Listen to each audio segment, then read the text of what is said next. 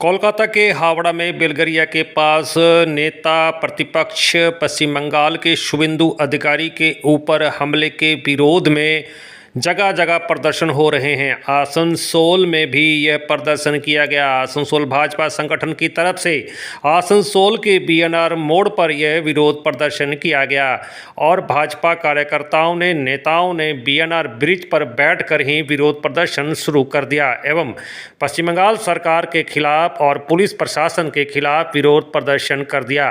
तकरीबन आधे घंटे से ज़्यादा यह सड़क जाम रही, जिससे आवागमन काफ़ी प्रभावित हुआ। कई आने जाने वाले लोगों को इसका खामियाजा भुगतना पड़ा।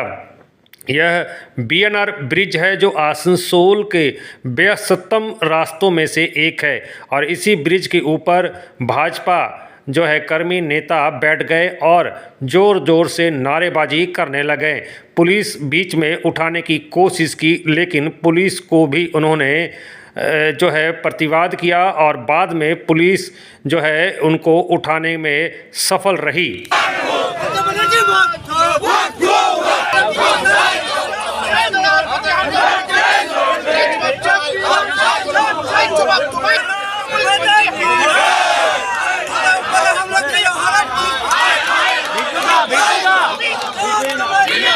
आज पश्चिम बंगाल में किसी का भी सुरक्षा नहीं है और जब हमारे पश्चिम बंगाल के विधानसभा के विरोधी दलों नेता डॉक्टर श्री शुभेंदु अधिकारी महाशय जब जाते हैं हावड़ा में, अब आपको मालूम है कि वहाँ पर धौस हुआ है और उधर बहुत सारे घर, बहुत सारा परिवार अफेक्टेड हुआ है।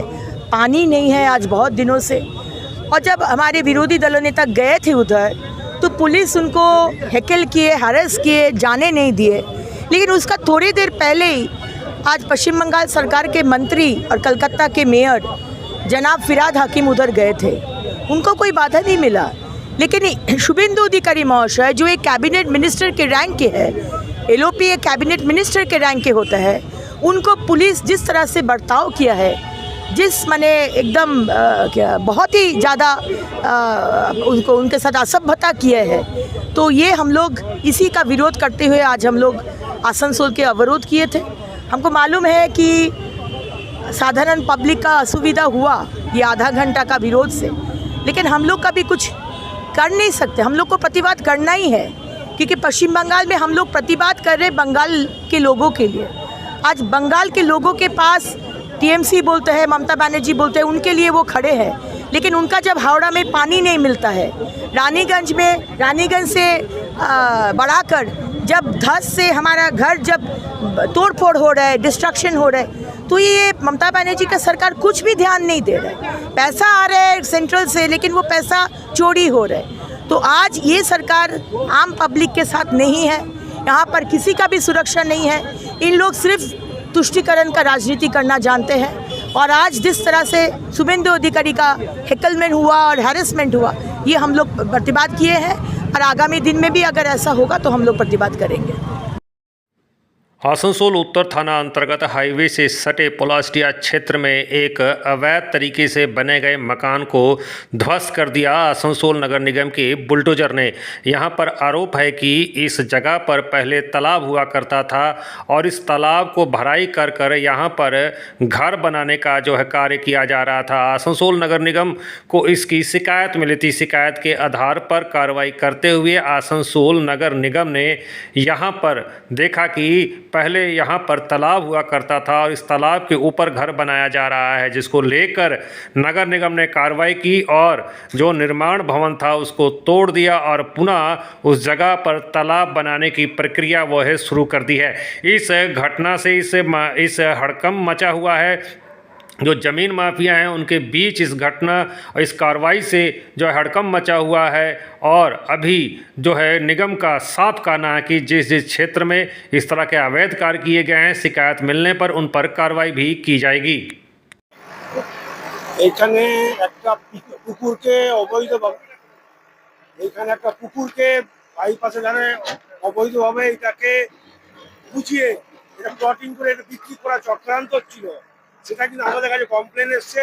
আমরা এখানে বিএলআর অফিস সাহেবকে দিয়ে এখান থেকে এখানে সব ডিমার্কেশন করিয়ে বিএলআর অফিস আর আমাদের কর্পোরেশন যৌথভাবে আমরা এটাকে অ্যাকশন করছি।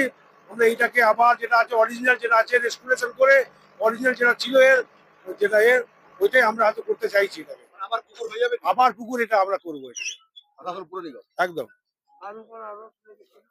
যারা এই ঘটনা ঘটিয়ে তাদের বিরুদ্ধে কি আইনানুগ ব্যবস্থার জন্য আপনারা কি করবেন? তাদেরকে আমরা হয়তো এখান থেকে চিঠি পাঠিয়েছি, তাদের এখানে আমরা এফআইআরও করেছি। এবার যেটা আছে যেটা আইনের যেটা আছে প্রক্রিয়া সেটা তার উপর তাদের উপর অ্যাকশন হবে, চলছে আর কি। এরকম প্রক্রিয়া কি চলবে? সব জায়গাতে চলবে এটা আর কি। এটা আমাদের কন্টিনিউয়াস প্রসেস। এটা আপনার আসানসোল যতগুলো আছে সবগুলোই হবে। আসানসোল নয়, আসানসোল পৌর নিগমের আন্ডারে যত এরিয়া আছে, রানীগঞ্জ, জামুরিয়া, কুলটি সব জায়গাতে।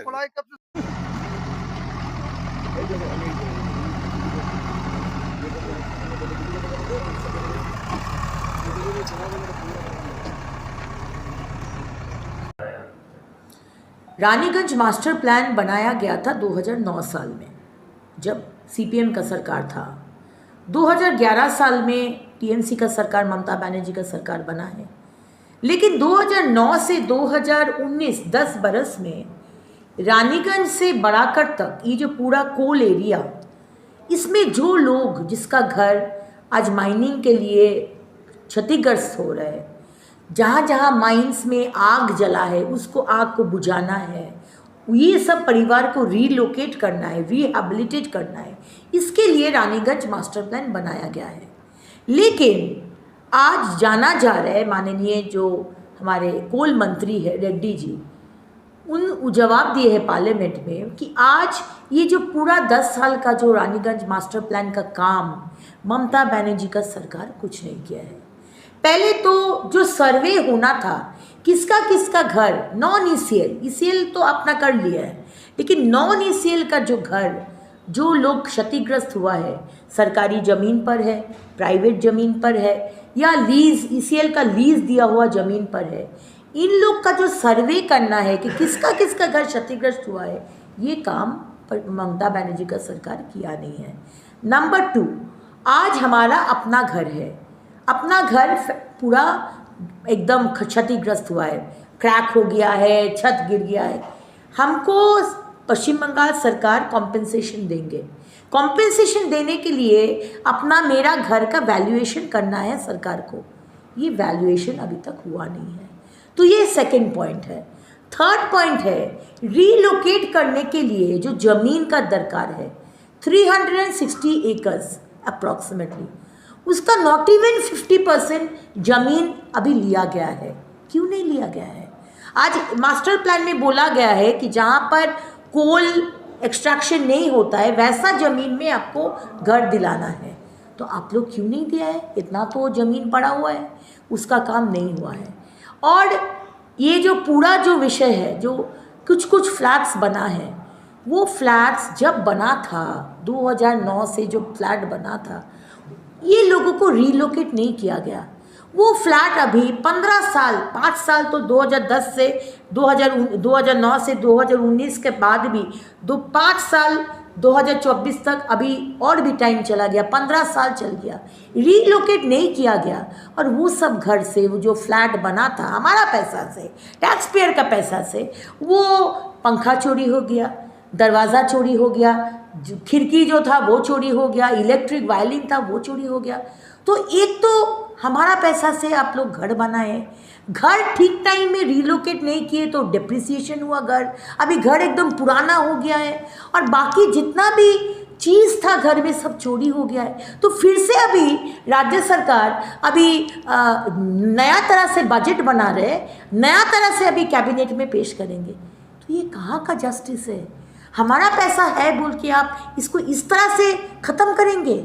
और ये सब परिवार जो क्रैक होकर घर पूरा नष्ट हो गया, पूरा माने माइनिंग इलाका में वो लोग रहते हैं, इतना रिस्क लेकर उसको आप रीलोकेट नहीं किया अभी तक। किसी भी टाइम कोई भी दुर्घटना हो सकता है, लेकिन ममता बनर्जी को हम लोग को फिक्र कहाँ है? ममता बनर्जी सिंडिकेट चलाते हैं, अभी पैसा उठाना है, अभी उन लोग का गोष्ठी कंदोल जो है झगड़ा दोनों पार्टी के अंदर वो मिटाना है। उनको सिर्फ पैसा चाहिए और वोट चाहिए।